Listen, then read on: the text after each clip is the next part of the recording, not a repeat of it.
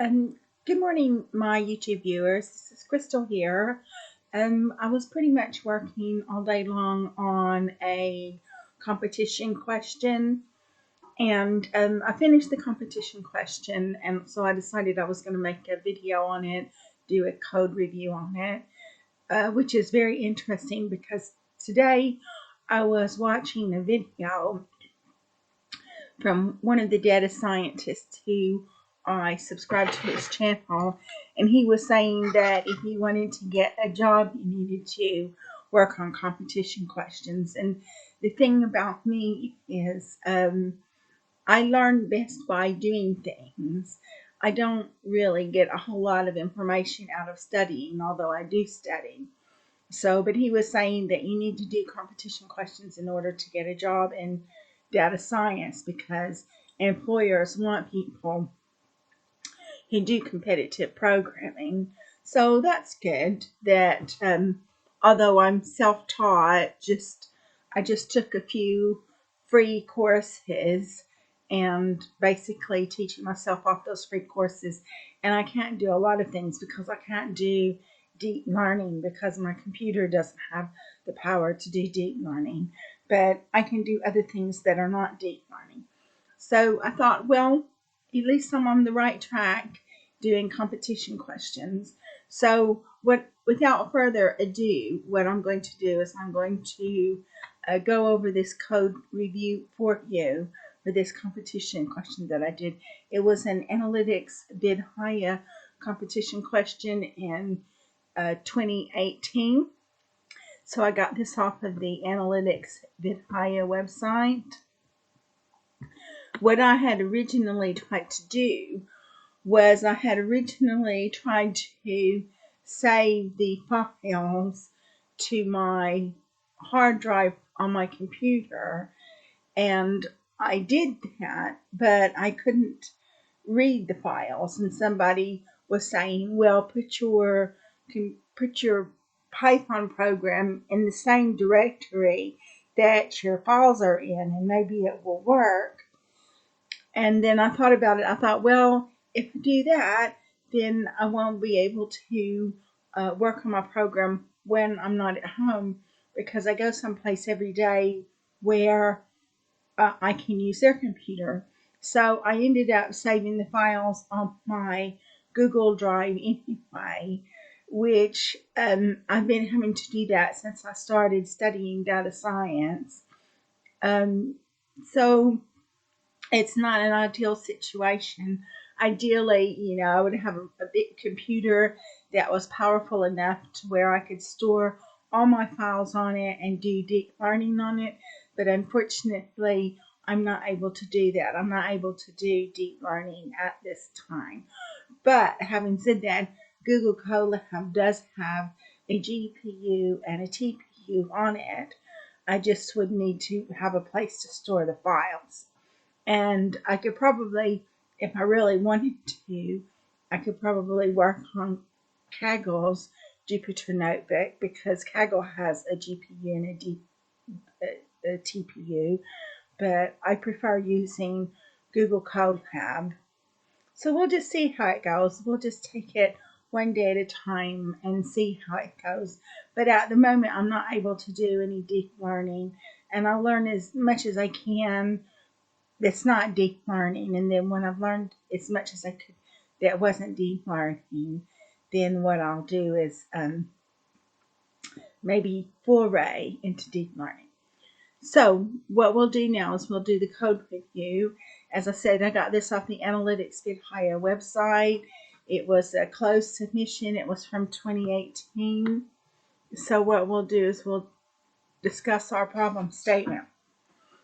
It says your client is an insurance company and they need your help in building a model to predict the propensity to pay renewal premium and build an incentive plan for its agents to maximize the net revenue, i.e. renewals minus incentives given to collect the renewals collected from the policies post their issuance. You have information about past transactions from the policyholders along with their demographics. The client has provided aggregated historical transactional data like number of premiums delayed by 3, 6, 12 months across the products, number of premiums paid, customer sourcing channel, and customer demographics like age, monthly income, and area type. In addition to the information above, the client has provided the following relationships: expected effort in hours put in by an agent for incentives provided, and expected increase in chances of renewal given the effort from the agent. Given the information, the client wants you to predict the propensity of renewal collection and create an incentive plan for agents at policy level to maximize the net revenues from these policies. Then they give you a formula. Total net revenue equals sum across all policies times P benchmark plus delta P times premium on policy minus incentives on policy. And the equation for the effort incentives curve is y equals 10 times 1 minus exp negative x over 400. Equation for the improvement in renewal prob versus effort curve, y equals 20 times 1 minus exp negative x over 5. So those are the equations that they give you. And they also gave you a little chart, but the chart was just like a little curve, but it didn't give you any percentage figures. And what I did was, I studied this a lot. The last time I studied calculus was about 40 years ago. And so I tried my best. I don't want to take another calculus class, but I may have to take another calculus class. And then what I did was I looked on the internet, and the internet said that commissions for or incentive plans for insurance salesmen or insurance brokers are anywhere from 2 to 8%. So we have a range of incentive plans anywhere from 2 to 8%. So that's what I did. And so it really was just trial and error of which percentage gave you the best value. So what we'll do is we'll talk about the code. I opened the code in Google Colab. The thing about Google Colab is it has the libraries already installed on it, so you don't have to install any libraries. You don't have to worry about that. And so I imported pandas as PD and NumPy as MP. Those are the two main libraries that we use when we're working on data science projects. So it's always a good idea just to import those libraries as a matter of course. And then I read the files in. And so I had to save the files onto my Google Drive because I could not save them onto my hard drive of my computer, which is what I had wanted to do. I had a lot of problems, and then I thought about it, and then I thought, well, if it's saved onto my hard drive, then I can't be outside of the home working on it. That's not what I wanted. So we saved the files onto my Google Drive so I could read them. So you've got your test file, and then so you can see it's got all this data, and at the end it's got renewals, which is either a 1 or a 0. 1 is that they renewed their insurance policy. 0 is that they didn't renew their insurance policy. And then so we've got our test file, and it's exactly the same thing as the train file, except for the fact that it does not have a renewal. And then we have the sample, and the sample is IG renewal incentives. So we're going to have to create a variable called incentives. So we've got some information about the train file and information about the test file. We checked our train file and our test file to see if there were any null values. We had null values in count 3 to 6 months late, count 6 to 12 months late, count more than 12 months late, and application underwriting score. And that was in both the train file and the test file. So what we had to do was we had to impute those missing values. And since not all of the values, I suppose if I had wanted to, I could have used an iterative imputer for that, because the only values that were missing were numeric columns. But I decided to go ahead and use the median value anyway. But since if I had wanted to, I could have used iterative imputer. That may have improved my score a little bit more. I mean, what I could do is when I finish this video, I can go through and see if iterative imputer improves my accuracy. So that'll be one thing that I can do. Created a new column called age in years, and I divided it by age.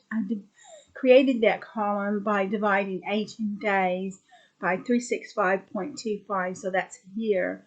And I had thought about dividing it by 365, but as a person gets older, the days are going to creep up. And if he's really old, it could be as much as a month, as much as a month off.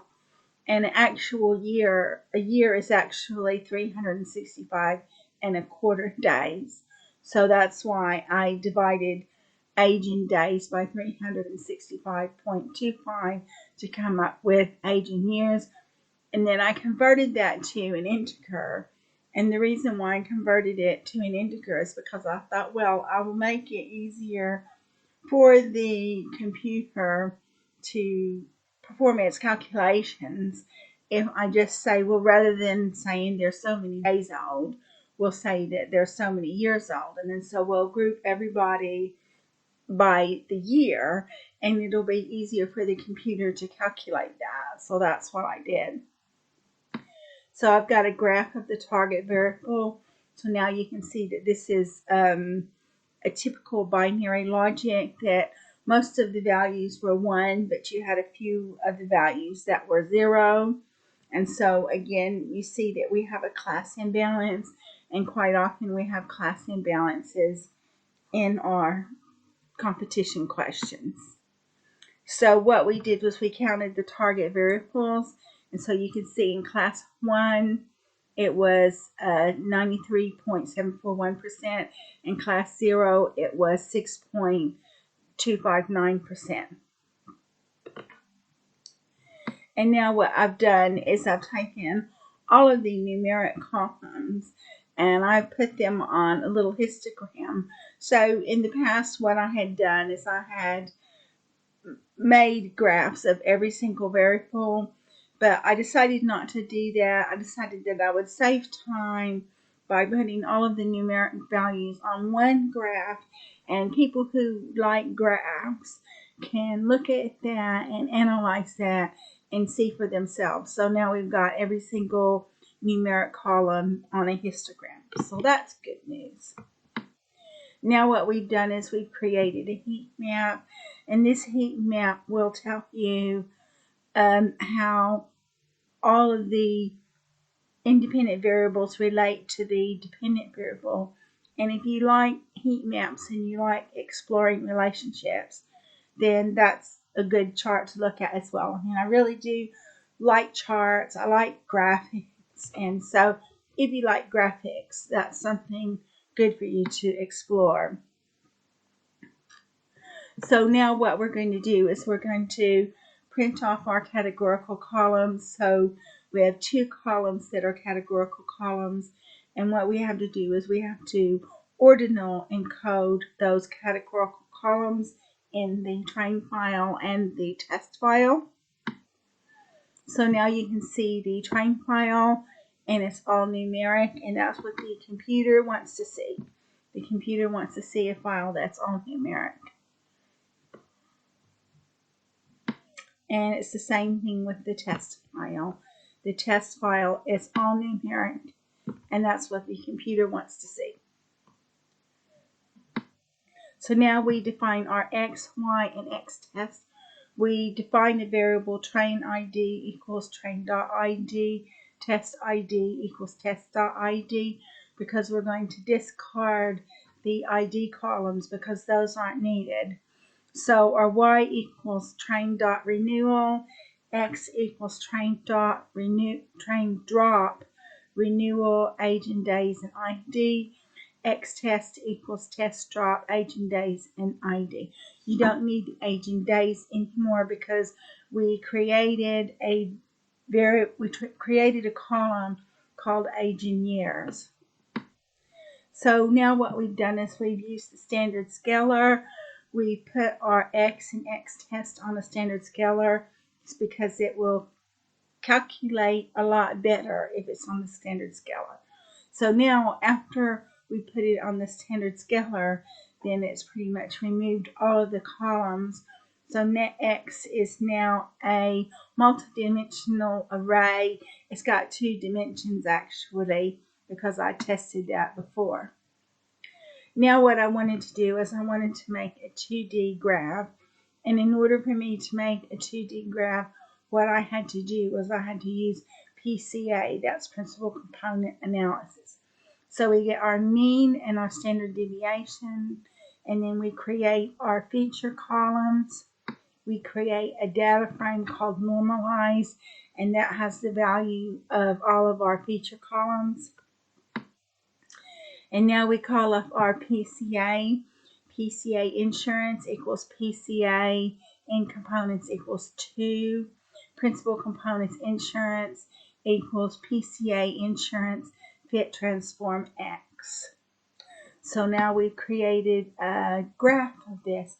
So you can see that I believe most of the values are yellow, so that's 1. And then some of the values are 0, which is purple. So what has happened is you've got all of these values bunched together. And what I could have done if I wanted to do it, I could have made a 3D graph of this. But I just stuck with the 2D graph. And what this does is this shows you where these examples are in memory. And basically, because there's no clear lines to distinguish a 0 from a 1, you've got them all clumped together. And because they're all clumped together, it's going to be more difficult for the computer to predict on it, which is exactly what happened. I would like to see if there's any way that we can move the examples far away from each other so it can be easier to predict on them, but I'm not sure exactly how to do that. I'll have to study that and see if there's a way to do it. So now what we do is we take our PCA insurance equals PCA in components equals 11, and what that does is that just negates the PCA. If you set the PCA up to the maximum number of columns, then it's as if the PCA is not there. So what I wanted to do was I wanted to just convert the PCA back. You could do something called an inverse transform, and I've used it in the past, but I haven't had a lot of success with it. So we'll just leave it like this for the time being until I learn more about how to do it. Then what we do is we split our test set up into X train, X val, Y train, Y val, and train test split, X, Y, test set equals 10, random state equals 1, stratify equals yes, shuffle equals true. And so what that does is that's giving us a test set of 10%. And we're using the sklearn's train test split.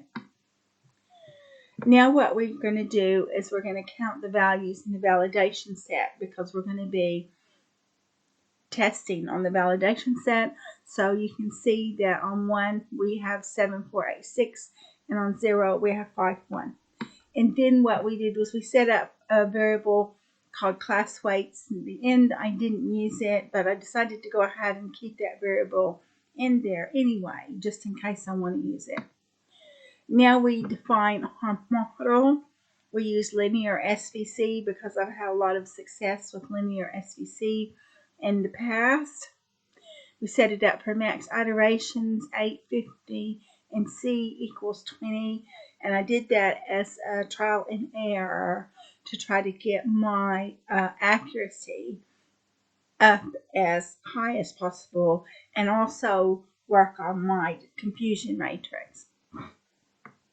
So what we do now is we printed off the parameters for our linear SVC, so you can see what the parameters are.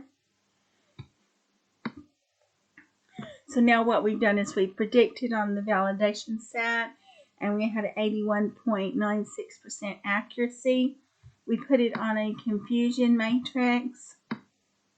So for number 0, we had 500, but only 314 of them were correct, and 186 were not correct. And then on level 1, we had 6,231 that were correct, and 1,255 that were not correct. So then what we're doing is we're comparing the predicted values against the actual values. So it wasn't that fantastic. And now what we're going to do is we're going to plot our errors. And so we're going to use PCA again. PCA val equals PCA in components equals 2. Principal components val equals PCA val fit transform X val. And so we plotted a little graph. And so you can see the purple dots are the ones that you got right, and the yellow dots are the ones that are incorrect. So you can see here that we've got quite a few incorrect dots. One of the problems is that when the data is in the memory, it's all clumped together. And if we could figure out a way to unclump the data, so like get all the zeros in one place and all the ones in another place, then it would be a lot easier for the computer to actually make predictions. But I'm not sure exactly how to do that. If we could ever figure out how to do that, then we would have our machine learning task solved. Now what we've done is we've predicted on our test set, and then in addition to predicting on the test set, we have to create a variable called incentives. And the thing is that the formulas that we were given on the question, I mean, those formulas were relating to calculus and algebra, and they didn't tell you what the x variable was, and they didn't tell you what the y variable was. And so I looked it up on the internet. The internet said that an incentive plan is anywhere from 2 to 8%. So an insurance broker can get anywhere from 2 to 8% commission when they sell an insurance policy. So what I had to do was I basically did a trial and error, and I just settled upon a 3%. So I'm not sure exactly what percentage they wanted us to use, but that's what I settled on, 3%. And then so I prepared a data frame that had my submission in it. And so ID was test ID, renewal was predictions, and incentives was incentives. We put that into a CSV file, and we saved the CSV file, and then we printed it off. So now you can see this was our incentives. So those are the incentives that the insurance salesman got for selling the insurance. So that's what I did. And when I put it on the solution checker with analytics did higher, I got a 70 percentile, but the highest percentile was 79.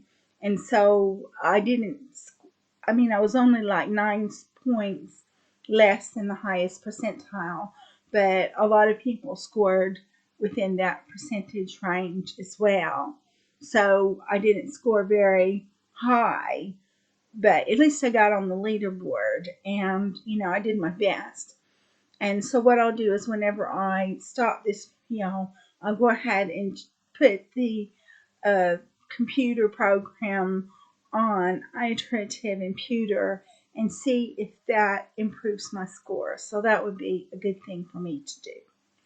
So this concludes my presentation on a competition question with analytics bid higher for insurance, where we had to determine the probability of the customer renewing it, and then we also had to develop an incentive plan for the sales agents, which is what I did. And if you like my video, please like, subscribe, and share. If you like the work I do and want to leave a donation, I've got my email address to my PayPal account down below. I don't have enough subscribers, so I can't monetize, and the only way I can make any money off this channel is to ask for donations. And thank you so much for watching my video, and I look forward to making new videos for you in the future.